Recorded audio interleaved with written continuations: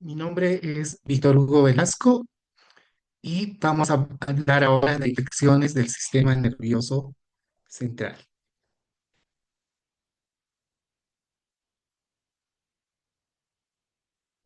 El tema de infecciones del sistema nervioso central es una de las que más le tenemos por la letalidad, por el pronóstico con la cual están relacionadas.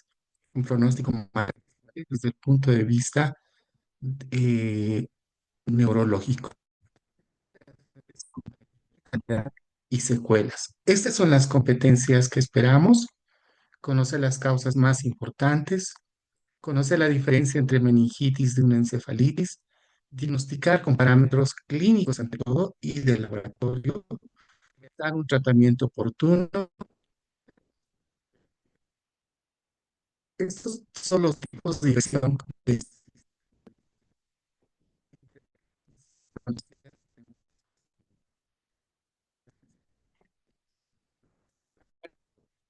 nosotros vamos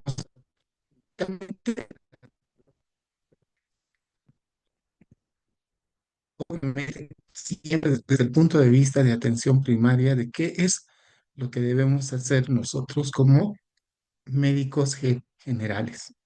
Esta es una cuestión de no es meningo, es meningo. No, fíjense acá, de septiembre del 2024 estamos hablando de hace,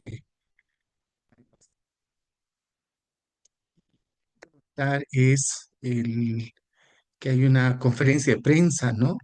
Precisamente por estos dos casos de meningitis meningocócica. Las meningitis realmente causan alarma en una población, como en esta otra, por ejemplo, esta es de diciembre del 2024, ¿no? Y miren acá el título, 36 años, meningitis en Santa Cruz. Entonces, la meningitis definitivamente es una enfermedad temida, así también como las encefalitis. Esta es la definición de meningitis, pero antes de eso recordaremos, pues, las meninges, ¿no? Tenemos tres meninges, una la dural, déjenme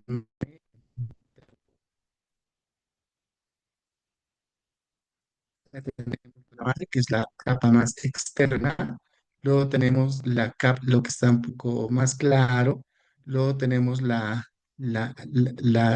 aracnoides, esta capa de color rosado, espacio subaracnoideo, ah, que acá ven de color raquídeo. Y finalmente, esta capa rosadita más tenue y está pegada al cerebro, ¿no? Hablamos de meningitis, vamos a hablar de punción lumbar, y es aquí donde queremos entrar, ¿no? Al espacio subaracnoideo para evaluar cómo está el líquido cefalorraquídeo. Entonces, la definición va a ser de que se trata de una inflamación de las meninges y el espacio subaracnoideo, caracterizado por alteración del líquido cefalorraquídeo. En lo que se refiere a los virus constituyen dos tercios de las meningitis. Sin embargo, las bacterias son la segunda causa y la diagnóstico, por lo que el tratamiento inmediato es prioritario. Y vamos a ver que la edad está relacionada a diferentes causas etiológicas, ¿no? Este cuadro también lo van a encontrar en el texto de la cátedra de pediatría, de tal modo que vamos a ver los diferentes bacterianos según las edades. Aquí, por ejemplo, podemos advertir que los menores de un mes relacionados con estas, ¿no? Que son las que colonizan el canal de la mamá. Es decir, los bebés al nacer se colonizan de estas bacterias. Portadores pueden llegar a tener meningitis. O sea, no es que todos van a tener meningitis colonizándose, pero algunos van a precisamente complicar meningitis, neumonía, sepsis.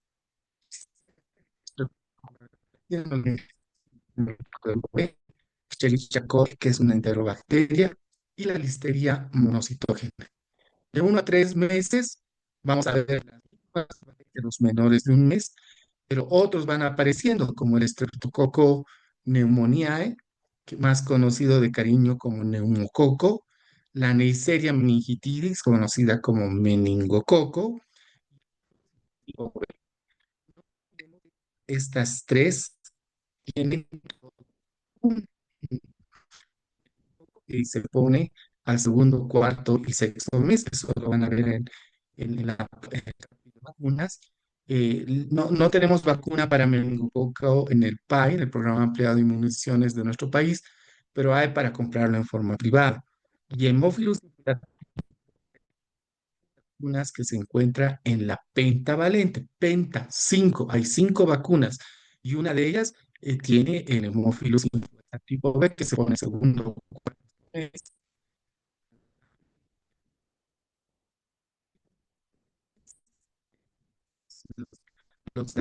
Ya no tiene que ver mucho con los que colonizan la vagina de la mamá, sino con concretamente con coco, con meningococo y con influenza tipo B.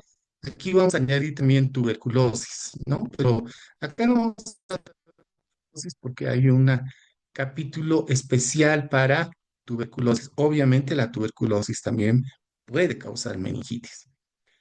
¿Cómo comienza la meningitis? ¿No? Primero, porque muchos de nosotros en la nariz o en la orofaringe estamos colonizados con neumococo. Sí, a todos los que me oyen les hago de boca, de orofaringe, probablemente muchos tengan neumococo, meningococo y otro tipo de bacterias, pero están de lo más sanos. ¿Eso qué significa? Que son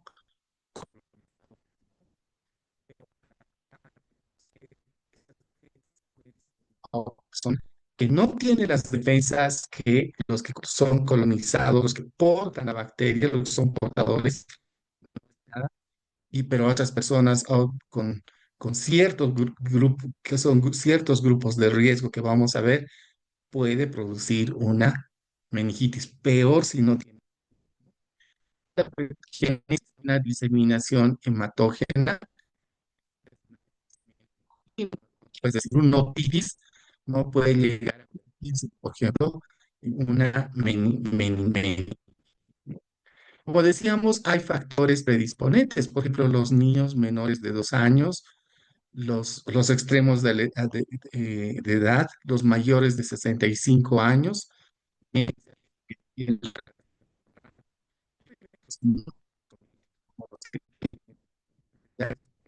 que utilizan corticoides a dosis altas y otros no supresores, ¿no? Entonces, alguien que esté colonizado con esas bacterias entra en contacto con estos grupos de riesgo y estos grupos de riesgo son potencialmente susceptibles a tener infecciones.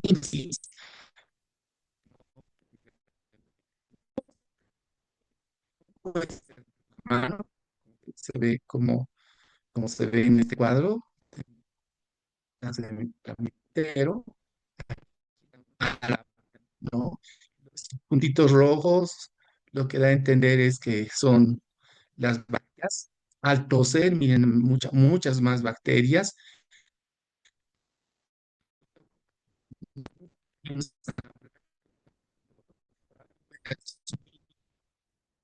Adulto colonizado y en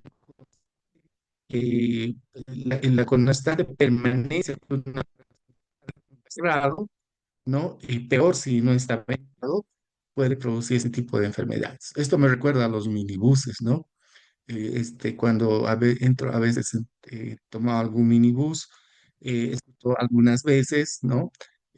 Personas que dicen, cierren las ventanas, nos vamos a enfermar, ¿no? O sea, lo que deberíamos decir es, cierren las ventanas, nos vamos a enfermar.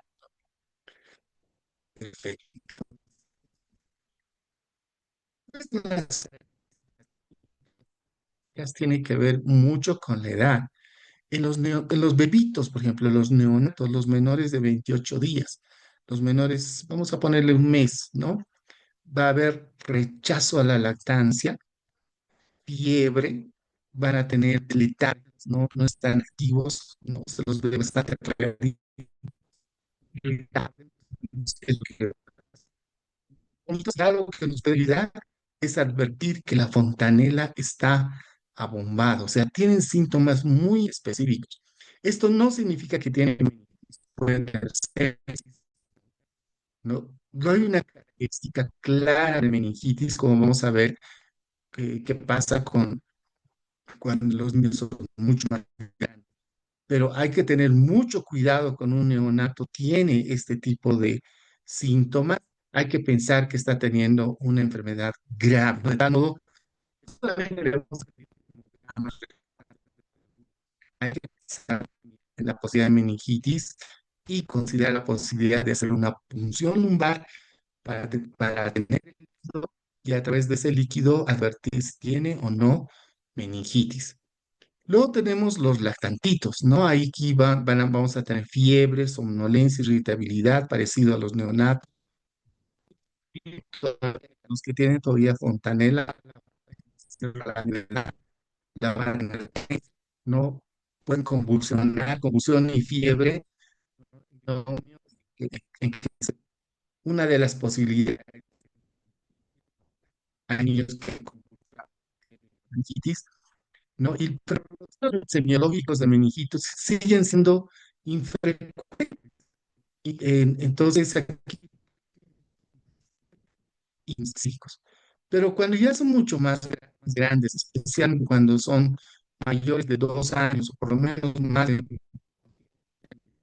no solamente van a tener fiebre, cefalea, irritabilidad, somnolencia, vómitos, convulsiones, sino van a tener signos claros de meningitis, como rigidez, que enseguida vamos a ver de qué se trata. Un tema purpúrico como en el meningococo, que vamos a ver luego unas fotos. En otras palabras, ¿no? En mayores de 2 años, encontrar datos de meningitis como rigidez de nuca y otros signos que enseguida los vamos a ver, pero aquí lo importante es que por debajo de los 2 años o del año y medio, no, los síntomas son inespecíficos. Aquí de Kernig o Brunskiski, la prueba de Brunskiski. Aquí se flexiona el cuello, como ven, miren acá, déjenme otra vez activar el puntero. Aquí se flexiona el cuello y lo que nosotros vamos a ver es que, ¿no? Se, aquí se flexiona la rodilla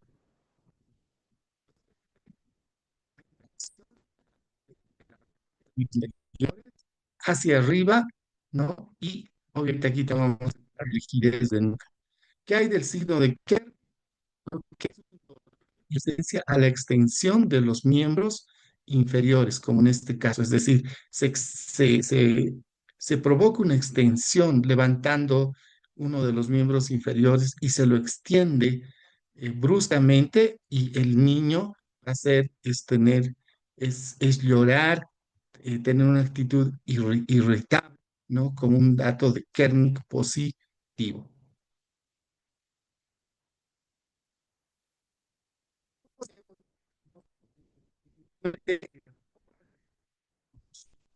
Esa es la punción lumbar.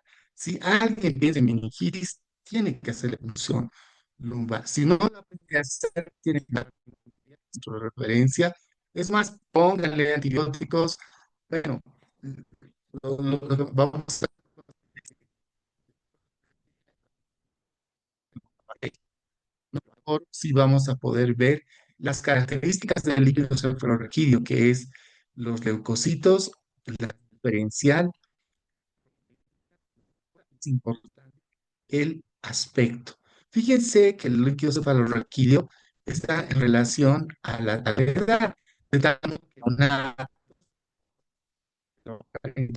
diferencial de 60% de polimorfos nucleares, las proteínas de 20 a 170 y la glucorraquia, es decir, la cefalorraquídeo. ¿Qué significa eso? Que si uno hace una punción, pide un citoquímico del líquido cefalorraquídeo, ¿quién tiene que venir? La glicemia me salió, por decirles, 70, ¿no? Entonces, el 50% de ese 70 serían 35. Está en más del 50%, ¿no? Eso significa que no,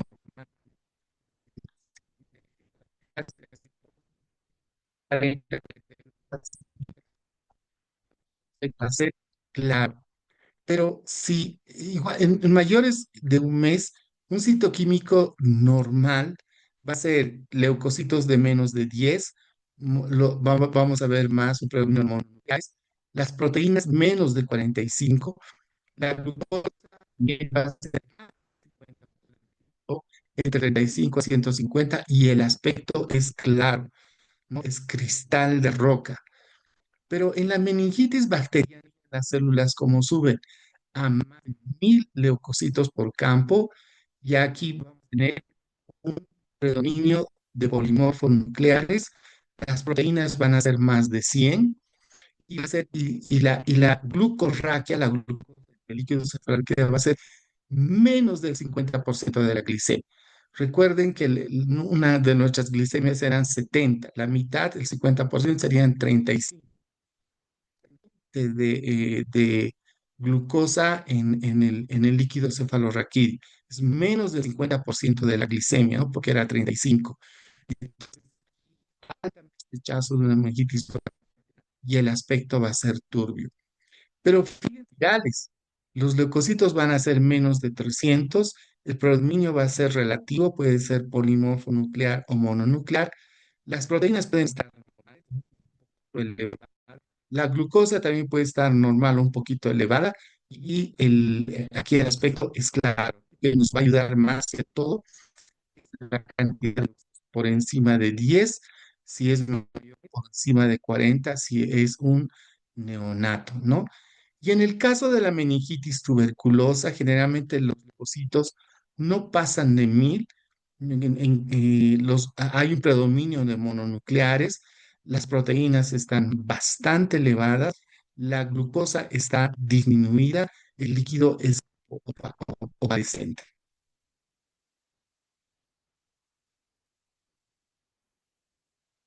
Estas son las tres bacterias que causan la mayoría de los casos de bronquitis en niños. Uno es el Haemophilus influenzae, el otro es el Streptococcus pneumoniae, conocido como neumococo, y la Neisseria meningitis. En estilo gram negativo, el neumococo viene en forma de diplococos gram positivos y la Neisseria meningitis como diplococos gram negativos, ¿no?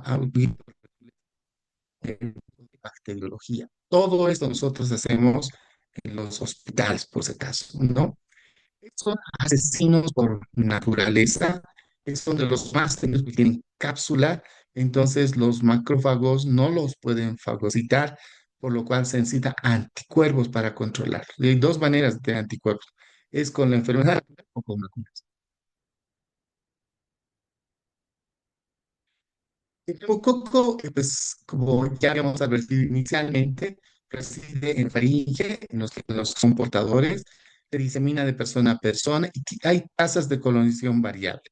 Los niños pequeños en instituciones son los más colonizados y tenemos 90 serotipos, de los cuales estos son los más frecuentes, ¿no?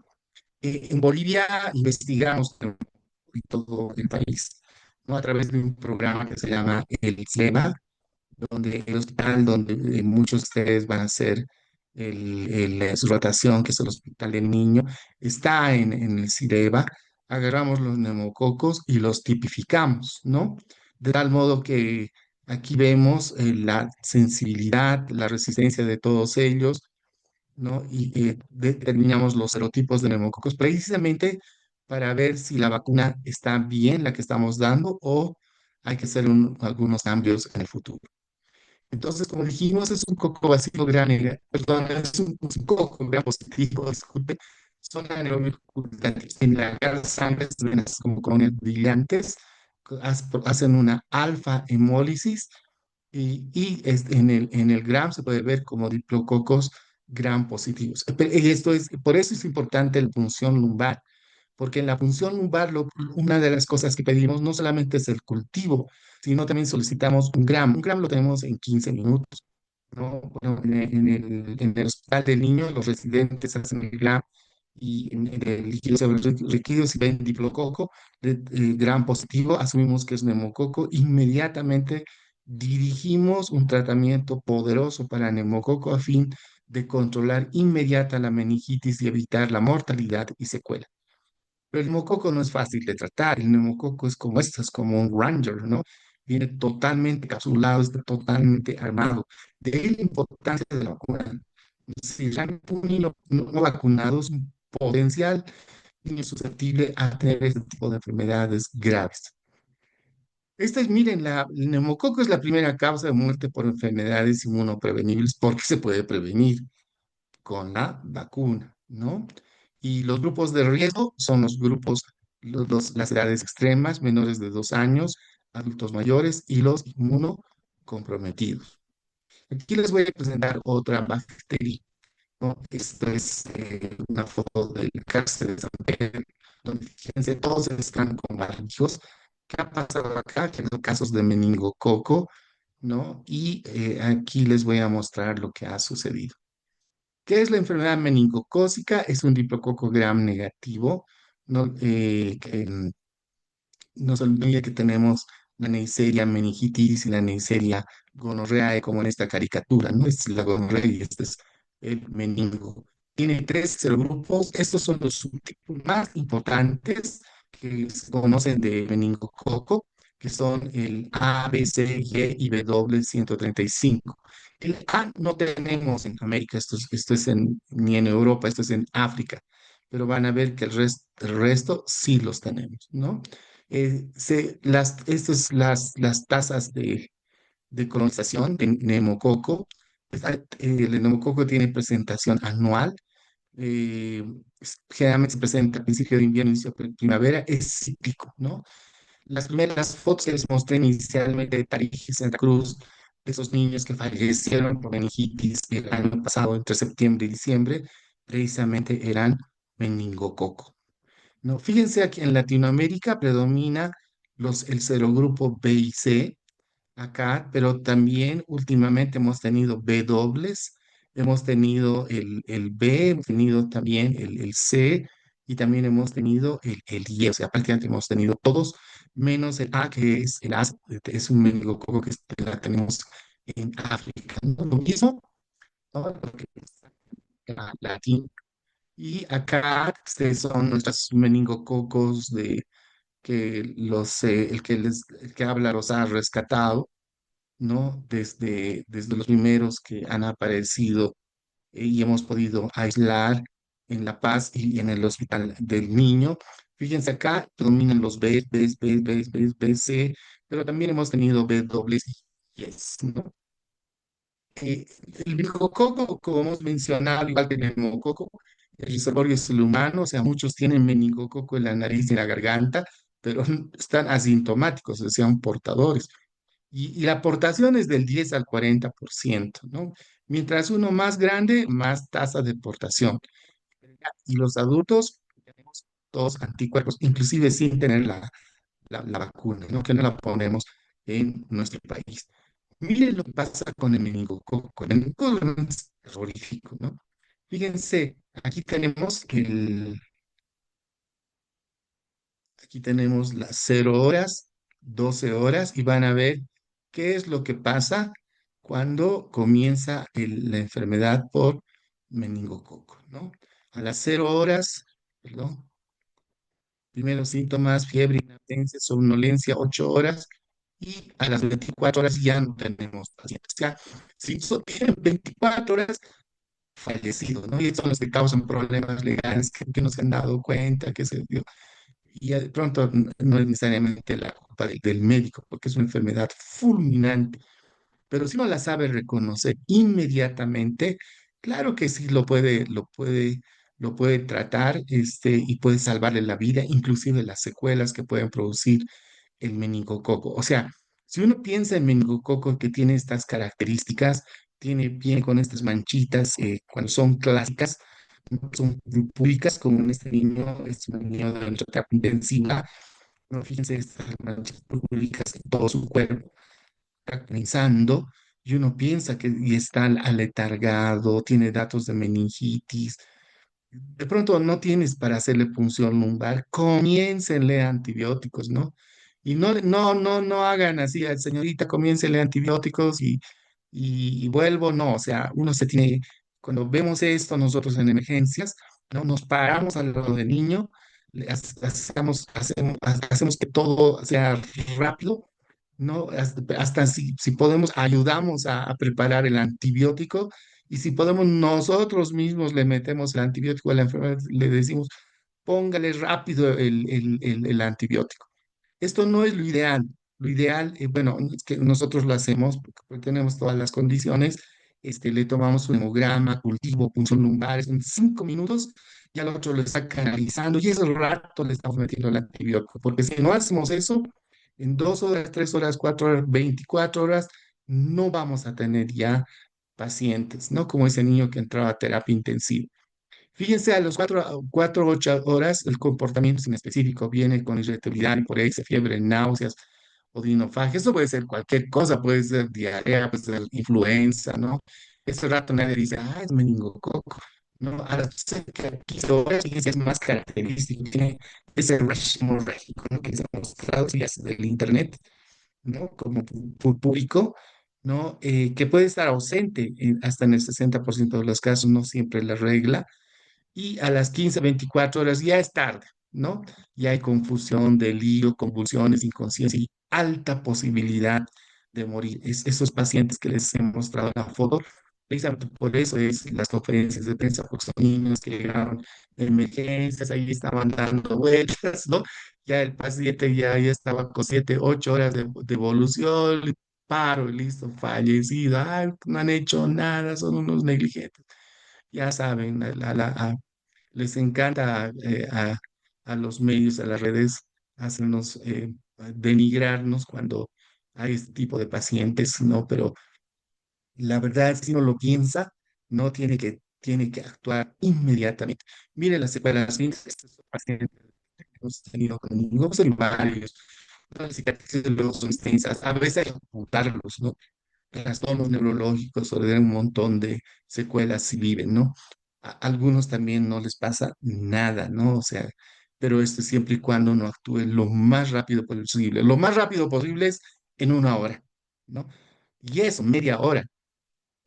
Estas lesiones mire, es otra niña mire, que ha salido, ¿no? Y ha tenido este síndrome de que está relacionado al meningococcus, lesiones públicas, que se llama síndrome Friedrich-Waterhouse, ¿no? La mortalidad es altísima, miren, 40%, y las que no presentan meningococciación vienen con Friedrich-Waterhouse, es menos del 10%. ¿A quiénes afecta? A los niños, jóvenes, ¿no? Y cuando hay mucho hacinamiento. Por eso, cuando hay un niño que va a entrar a la guardería, una de las recomendaciones es que tenga todas las vacunas, porque la guardería es un caldo, es una incubadora de infecciones, peor si el niño no está vacunado.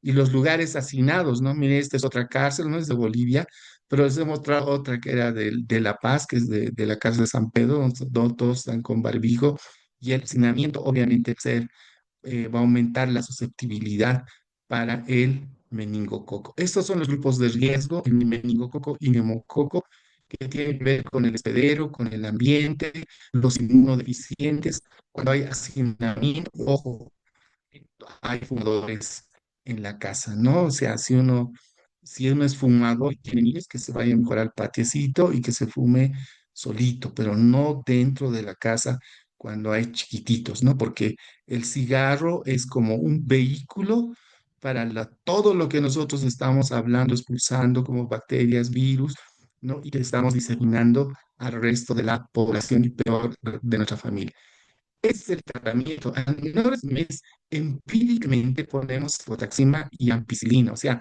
no sabemos qué es. ¿Será meningococo? ¿Será neumococo? ¿Será Haemophilus influenza? No sabemos, pero cefotaxima y ampicilina En este caso, va a cubrir a la Galactia, la Escherichia coli, que está bien monocitógena. De 1 a 3 meses, cefotaxima o ceftriaxona más ampicilina va a cubrir al neumococo, meningococo, influenza tipo B2, no sabemos quién es el ratero, pero nos matémoslos a todos, ¿no? Hasta tener el resultado de cultivo. A los 3 meses son más específicos, el neumococo, meningococo y hemófilos influenza tipo B, ¿no? Que prácticamente ya no vemos mucho, precisamente porque las vacunas han llegado a controlar y desaparecer. Antes teníamos 100 casos de meningitis en el hospital de niño por hemófilos influenza. Ahora por año no vemos o alguna vez vemos uno, gracias a la vacuna. Aquí cefotaxima, ceftriaxona solita es suficiente, ¿no? Y con esto podemos controlar prácticamente a todas estas bacterias. No vamos a hablar de tuberculosis porque hay un capítulo al respecto que el que diserta ahora también lo va a dar. Bien, los programas de vacunación han sido exitosos con respecto a estas bacterias. Y la vacuna con hemófilos influenza tipo B ha bajado la curva de la presentación de hemófilos influenza tipo B, prácticamente lo ha llevado a cero, ¿no? Entonces, por eso no le he dado mucha, ya no le he dado mucha cobertura en esta plática, porque la vacuna prácticamente ha llegado a controlar, ¿no? Y neumococo también, neumococo teníamos cualquier cantidad, pero gracias a Dios ahora tampoco, ya vemos mucho. De todos modos, eh, ahí tenemos una mayor presentación de hemófilos influenza tipo B, ¿no? Y también hay una vacuna contra el meningococo que no está en el PAI, se llama Menactra, no estoy haciendo ninguna propaganda, pero es la que tenemos en Bolivia, que cubre a los subgrupos A, C, Y y W 135. Aquí lo grave es que no cubre al grupo de si es B, o sea, tampoco lo cubre. Pero eso hay que comprarlo, es carita la vacuna y muchos papás lo adquieren precisamente para que sus niños estén completamente inmunizados y protegidos. ¿Qué hay de la encefalitis? Bueno, la encefalitis es la inflamación del cerebro, ¿no? Aquí tenemos una foto, todo el cerebro está inflamado y puede estar asociado también a una meninge, en este caso, como la vamos a llamar una meningoencefalitis. La definición de encefalitis es, como todas las citis, inflamación inflamación del cerebro. Eso es la encefalitis. Las encefalitis se caracterizan virales, ¿no? Como el enterovirus, que es la causa más importante de encefalitis, el adenovirus, el herpes tipo 1, el virus de la varicela zoster, el virus de la rabia y algunas bacterias. Aquí ya no entra el neumococo, meningococo, perdón, claro, el neumococo, meningococo, hemófilos influenza tipo B, pero sí entra en el micoplasma neumónico, en la que más visto por todas estas que se ven acá. Tenemos casuísticas, tenemos la casuística respectiva, incluyendo el Mycoplasma pneumoniae, que es una bacteria que hay que tomar en cuenta en encefalitis, pero en lo que yo primero debo pensar que es un virus. La clínica es inespecífica. A veces es difícil distinguirla de una meningitis. Comienza con fiebre, con dolor de cabeza, con náuseas, vómitos, inapetencia, y son pacientes que están irritables, están desorientados, confusos, ¿no? Pueden llegar al coma. Y algo que es muy particular es que vienen con trastornos neurológicos alternantes. O sea, ¿a qué me refiero con esto? Realmente la forma como nos damos cuenta que es encefalitis es que hay un momento que están bien, parece que están, o parece que está todo normal, y después empiezan a ponerse irritables, ¿no? Parece que los ha poseído algo, ¿no? Hasta parece que eh, eh, están totalmente fuera de sí, agresivos, ¿no? A eso me refiero con trastorno neurológico alternante, ¿no? Cambios de conducta, ¿no? Que son cíclicos, ¿no? Ahí yo debo pensar que probablemente sea una encefalitis. Aquí puedo hacer una punción lumbar, puedo hacerla, pero si no encuentro nada en la punción lumbar, no significa que no tiene encefalitis. ¿no? Porque la encefalitis no tiene nada que ver con la punción lumbar. Si hay algo en el líquido cefalorraquídeo, ya no es una encefalitis pura, es una meningitis y encefalitis. Eso le llamamos meningoencefalitis. Y como muchas lesiones que están relacionadas al sistema nervioso central, vienen con hipertensión endotelial, ¿no? Bueno, las encefalitis prácticamente con excepción del herpes tipo 1, es la única que se trata con aciclovir, ¿no? Pero para identificar si qué tipo de virus es, ya contamos con biología molecular, paneles virales, que ya más hay laboratorios privados, públicos también que lo hacen, ¿no? Donde ya las tenemos a las 24 horas, y si es herpes tipo 1, le damos aciclovir, pero el resto de los virus no tiene tratamiento. Entonces, ¿qué se hace? Pues medidas generales, darle líquido, oxígeno, se los lleva a terapia intensiva para sedarlos y que no aumente la hipertensión endocrinal a fin de proteger el cerebro. Y en nuestra experiencia, el 80% despiertan psíquicos. Algunos llegan a tener secuelas permanentes, ¿no? O secuelas moderadas leves. Bueno, aquí, aquí en el servicio. Entonces, es la oncología del Hospital del Niño. Bueno, muchas gracias por su atención. Un abrazo a todos ustedes.